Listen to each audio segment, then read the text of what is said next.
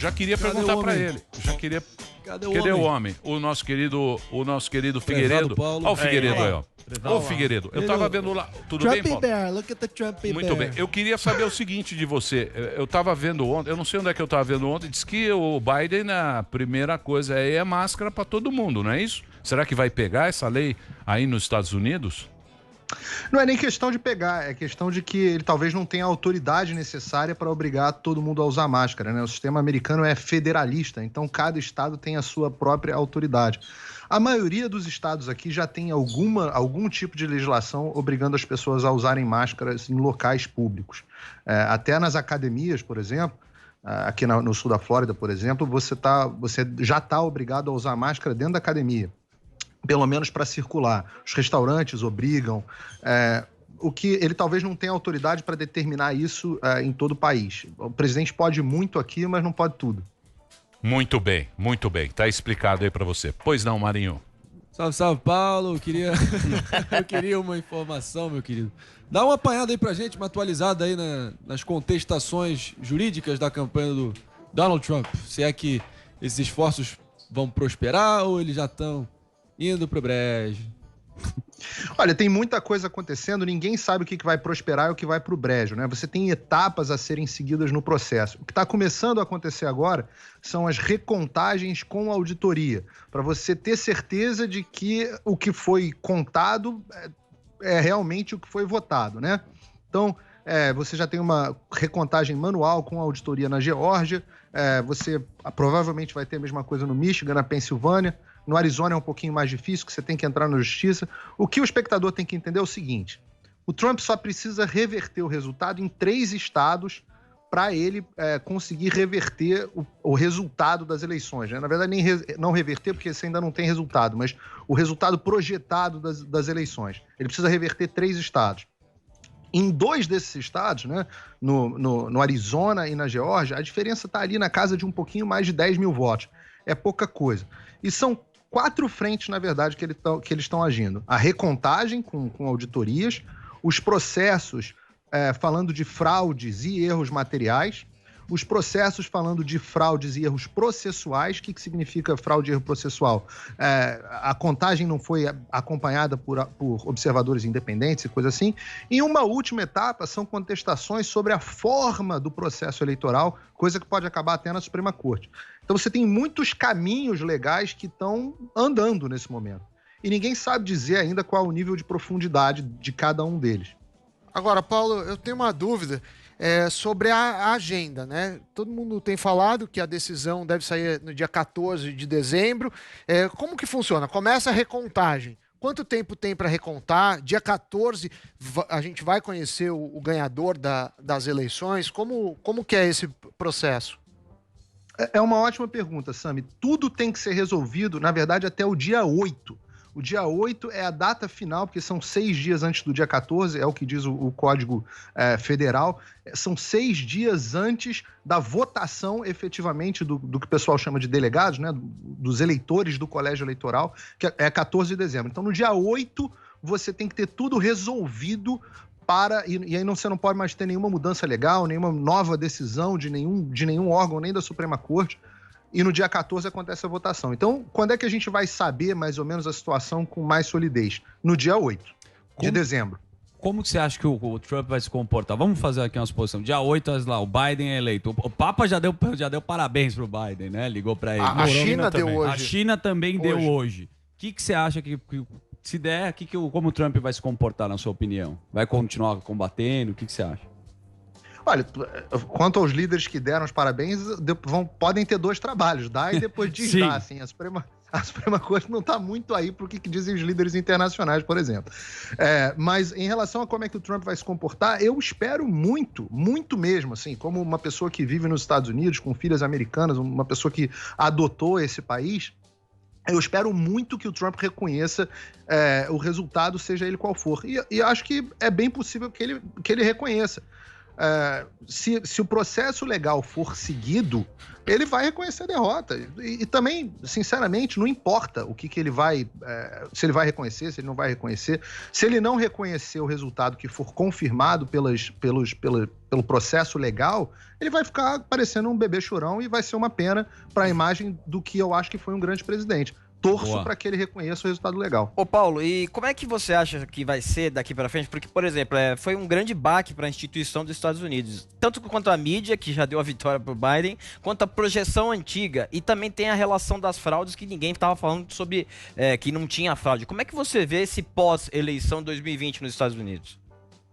É uma ótima pergunta, porque o que acontece? A mídia está mudando gradualmente as suas histórias, né? Eles começaram dizendo assim...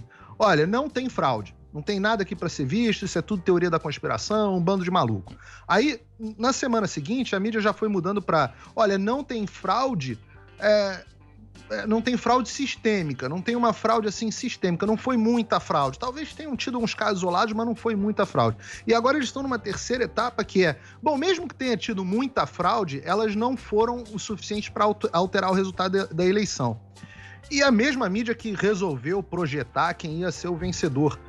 Há um processo de mudança muito grande na mídia no mundo inteiro, né? A gente está vendo isso no Brasil também. Cada vez uma radicalização e uma partidarização dos jornalistas, ao mesmo tempo que eles se mantêm aquela capa, aquela fleuma de que são isentos, o que não é verdade. Os jornalistas cada vez mais têm lados. Tem jornalistas que mostram o seu lado, eu prefiro fazer parte desse grupo, mas que deixam o espectador e o ouvinte decidirem as próprias coisas, e tem jornalista que prefere manter dizendo que é isentão, que, poxa, que é o senhor da verdade.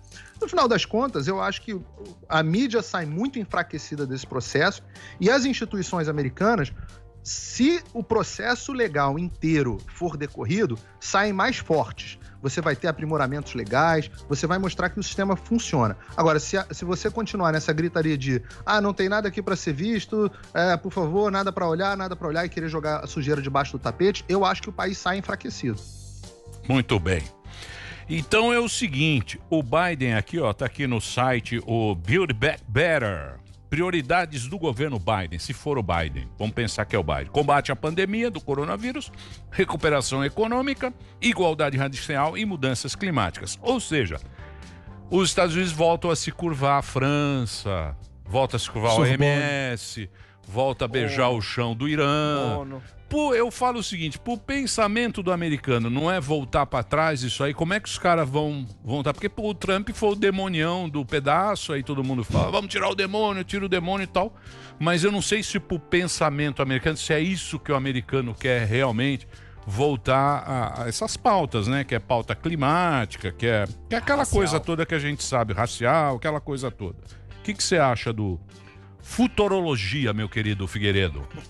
Olha, não é nem futurologia, porque se você for acompanhar as declarações que os democratas estão dando, e eu posso citar aqui, por exemplo, a declaração de uma congressista chamada Elizabeth Warren, na verdade uma senadora, do Partido Democrata, e ela está sendo cogitada para ser a secretária de Tesouro, que é uma espécie de ministro da Economia, ministro da Fazenda americana. E ela diz, as palavras dela, nossa plataforma tem planos explícitos de criar empregos sindicalizados no setor de energia limpa, expandir o sistema de saúde gratuito, cancelar bilhões de dólares em dívidas de estudante, fazer a polícia pagar pelos seus erros, ou seja, uma agenda contra a polícia, expandir benefícios previdenciários, fazer os ricos pagarem a sua cota justa, atacar a mudança climática e prover creche gratuita universal. Eu acho que é praticamente a plataforma do PSOL, deve ser a plataforma do Boulos aí em São Paulo. E aumentar o salário mínimo, né? De 10 para 15 dólares. Mínimo. De 10 para 15 isso mesmo. Mas tem dinheiro para isso?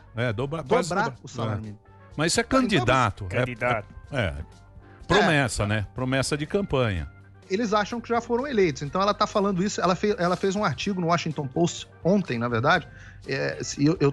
Li aqui um trecho do artigo dela no Washington Post. Então, eles falam que vão fazer uma agenda que é uma agenda bem socialista. Por que eu não acredito tanto nisso, Emílio? Porque os republicanos conseguiram, ao que tudo indica, manter a maioria no Senado e diminuir a maioria que os democratas tinham na Câmara. E, além disso, Diminuiu você bem. tem uma Suprema... Perdão? Diminuiu bem. Diminuiu bem. Então, com isso, você tem uma Suprema Corte, além disso, né, que, com juízes indicados pelo Trump, que tem uma visão mais textualista da lei, né? Menos ativista judicial. Isso dá uma garantia de que eles não vão conseguir implementar essas agendas todas como se fosse um sonho socialista nos Estados Unidos. Mas o presidente pode muito, e com ordens executivas eles podem implementar bastante coisa assim. Vamos ver como é que vai sair disso tudo. Obrigado. Quero agradecer você, viu, Paulo? Obrigado pela participação. Você que tá aí agora, tá brigando com o Careca. Você quebrou o pau com o Careca, hein?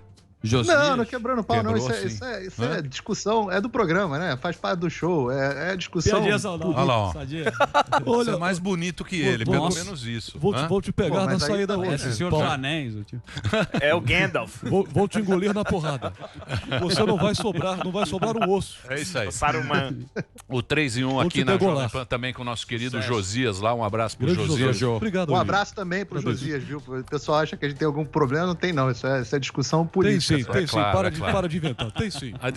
A discussão das Não ideias. não minta. Paulo, obrigado por você ter. Seja bem-vindo à casa aqui. E você tá lá no Pesado, 3 Paulo. em 1 Boa sorte. aqui na programação da Jovem Pan e da Panflix. Um abração pra Muito você aí na obrigado, Flórida. Guilherme. Valeu. Parabéns aí pra todos, pra vocês, especialmente pro André aí. Segunda-feira Obrigado. tem Casa Branca 2020 de O novo. final, bem lembrado. O último programa. Para dar um fecho digno. O melhor programa e melhor apresentação de política americana de toda a mídia brasileira.